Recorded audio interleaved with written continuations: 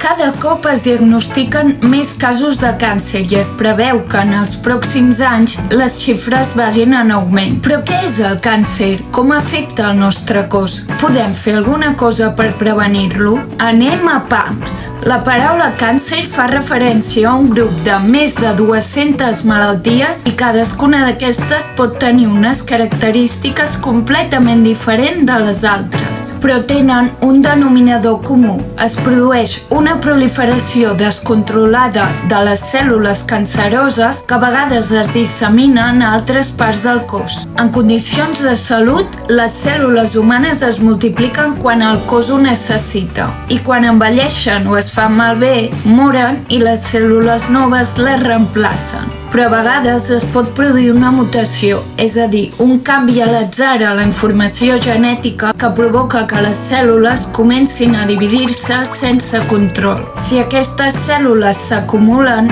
poden donar lloc a tumors, que són una massa anormal de teixit. La paraula tumor no sempre vol dir càncer. Si les cèl·lules que el formen no poden envair i destruir altres òrgans, parlem de tumor benigne, que no es dissemina i quan s'extirpa no sol tornar. Tot i això, a vegades els tumors benignes són grans i segons el lloc on es trobin podrien causar símptomes greus, com és el cas del cervell. Ara bé, si les cèl·lules, a més de créixer sense control, comencen a envair teixits i òrgans del voltant i a proliferar a altres llocs de l'organisme, parlem de tumor maligne, que és el que coneixem com a càncer. Quan es detecta un càncer, es fan proves per determinar-ne el grau de desenvolupament i propagació. Això és el que es coneix com a etapa del càncer o estadificació.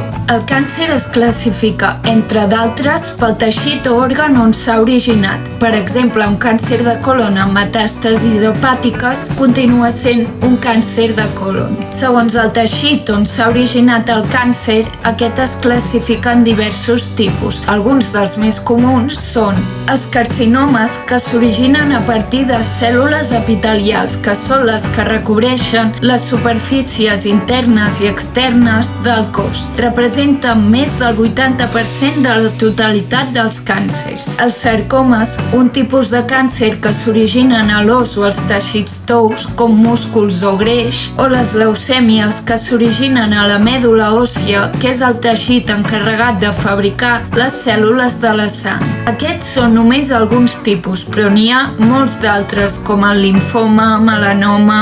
El càncer diagnosticat més freqüentment és el de pulmó, seguit del càncer de mama, el de colon i recte i el de pròstata. El risc de desenvolupar un càncer ha augmentat, però el risc de morir a causa d'aquest ha disminuït al llarg de les últimes dècades. El càncer no té una única causa, sinó que hi ha molts factors que poden influir en el seu desenvolupament. Això sí, hi ha alguns factors de risc. El tabac, l'alcohol, l'obesitat i el sedentarisme, les cremades solars, algunes infeccions... Aproximadament, només entre un 10 i un 20% dels càncers són genètics. Això vol dir que d'alguna manera ho portem escrit als nostres gens. Si partim d'una història familiar de càncer, pot estar indicat fer un cribratge genètic per determinar-ne el risc. Però tenir aquestes mutacions no implica que necessàriament s'hagi de patir càncer.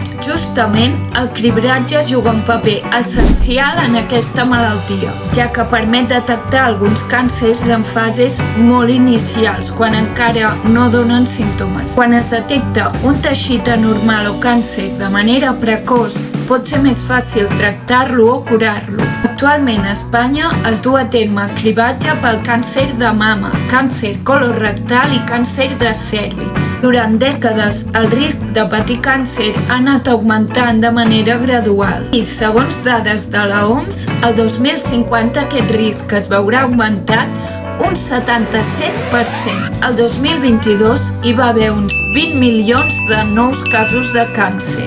Pel 2050 es preveu que la xifra pugi a 35 milions. Davant d'això, la pregunta òbvia és per què augmentarà tant el risc? Doncs és tan senzill com que la majoria de nosaltres vivim més temps. L'envelliment de la població serà el principal causant d'aquest augment. Com més anys vivim, més fàcil és que es vagin acumulant errors als nostres gens i la suma de totes aquestes alteracions acabi desembocant en un càncer. Com podem fer front al càncer? A través de la investigació. Invertir en ciència és invertir en salut. Amigues, sense ciència no hi ha futur.